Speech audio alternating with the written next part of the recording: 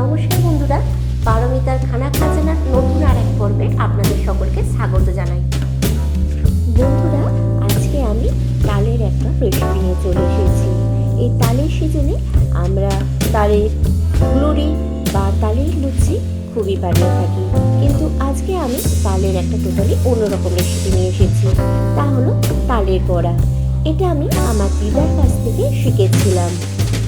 এই তালের বড়াটা খেতেও যেমন খুব ভালো, দেখতেও খুব সুন্দর লাগে, আর বানাতে তো খুবই কম সময় লাগে। দেখে মুখে জল এসে যাচ্ছে, তাই না? হ্যাঁ, এটা দেখতে কিন্তু সত্যি খুব সুন্দর হয়ে থাকে, খুব টেস্টিও হয়ে থাকে। তাহলে চলুন ঝটপট দেখে নেওয়া যাক আজকের এই তালের বড়া রেসিপিটা। আশা করছি এই রেসিপিটা আপনাদের সকলেরই খুবই ভালো লাগবে। আমি এখানে প্রথমে একটা কড়াই গরম করতে বসিয়ে দিয়ে তার মধ্যে নিয়েছি 1.5 কাপ তাল। আমি এখানে কালকে যেই তালটা ফুটিয়ে রেখেছিলাম চিনি দিয়ে, সেখান থেকে আমি 1.5 কাপ তাল নিয়েছি।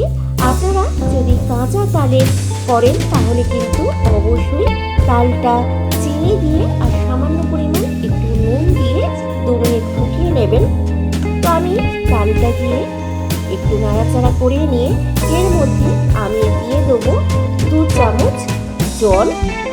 আমি এই জলটা দিয়ে একটু তালটার সাথে নাড়াচাড়া করে মিশিয়ে নিয়ে তালটাকে একটু নরম করে নেবো, কেননা কালকে আমি বেশ গাঢ় করে ফুটিয়ে রেখেছিলাম।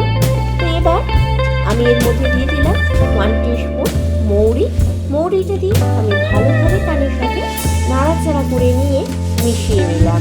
দিয়ে এবার আমি এর মধ্যে দিয়ে দেবো 1 কাপ চালের গুঁড়ো বা রাইস পাউডার। আমি এখানে 1 কাপ চালের গুঁড়ো একবারে না দিয়ে অল্প পরিমাণ দিয়ে আমি তালের রসটার সাথে মিশিয়ে নেব। এখানে কিন্তু গরম তালের সাথে এই চালের গুঁড়োটা মেশাতে হবে, যাতে চালের গুঁড়োটা খুব নরম হয়ে যায় আর এটা খুব সহজেই বানানো যায়। তো আমি এইভাবে পুরো চালের গুঁড়োটা দিয়ে ভালোভাবে তালের সাথে মিশিয়ে নিয়েছি। নিয়ে আমি গ্যাসের ফ্লেমটা বন্ধ করে দিলাম, দিয়ে চালের এই গুঁড়োটা ঠান্ডা হয়ে যাওয়া পর্যন্ত আমি অপেক্ষা করব। তো দেখুন, চালের গুঁড়োটাকে তালের সাথে আমি মিশিয়েছিলাম, সেটা অনেকটাই ঠান্ডা হয়ে গেছে। এখন শুধু ঈষৎ উষ্ণ গরম আছে, মানে হাত দেওয়া যাবে এরকম গরম আছে। এই গরম অবস্থাতেই আমি এই তালটাকে ভালোভাবে মেখে নেবো 2 মিনিটের জন্য। আর এটা কিন্তু খুব একটা বেশি শক্ত রাখলে চলবে না, একটু নরম রাখতে হবে, কেননা আমরা বড়া বানাবো। আর যদি মনে হয় আপনাদের চালের গুঁড়োটা খুব শক্ত হয়ে গেছে, তাহলে মানে 1 টেবিল স্পুনের মতো কিংবা সামান্য পরিমাণ গরম জল এখানে দিয়ে ভালোভাবে মেখে নিতে পারেন। তো দেখুন, আমার কিন্তু বেশ নরমই রয়েছে চালের গুঁড়োটা মাখা। তো এবার চলুন আমি বড়াটা বানিয়ে নেব। আমি একটা ফ্রাই প্যান গরম করতে বসিয়ে দিয়েছি। আপনারা ফ্রাই প্যান কিংবা তাওয়া যে কোনো কিছুই এখানে ব্যবহার করতে পারেন। তো ফ্রাই প্যানটা গরম হয়ে যেতে আমি এখানে সামান্য পরিমাণ রিফাইন্ড অয়েল বা সাদা তেল ছড়িয়ে দিলাম। এই বড়াটা বানানোর জন্য বেশি তেল ব্যবহার করার প্রয়োজন নেই। তো আমি তেলটা দিয়ে খুন্তির সাহায্যে ফ্রাই প্যানের চারপাশে ছড়িয়ে দিলাম। দিয়ে একটু দেখুন, আমি গুড়ের যেটা মানে চালের গুঁড়োটা তাল দিয়ে মেখেছিলাম, সেখান থেকে কিছুটা পরিমাণ নিয়ে হাতে করে এইভাবে গোল গোল করে চ্যাপটা করে নিলাম। নিয়ে আমি ফ্রাই প্যানের মধ্যে দিয়ে দিলাম। দিয়ে খুন্তির সাহায্যে আমি আবার একটু ছড়িয়ে নেব, যেরকম বড়া হয় সেই টাইপের করে। আপনারা চাইলে হাতে করেও চ্যাপটা করে নিতে পারেন, কিন্তু হাতে করে চ্যাপটা করার সময় হাতে চিপকে যায়, তাই আমি খুন্তির সাহায্যে এই ফ্রাই প্যানের মধ্যে এইভাবে একটু ছড়িয়ে নিচ্ছি।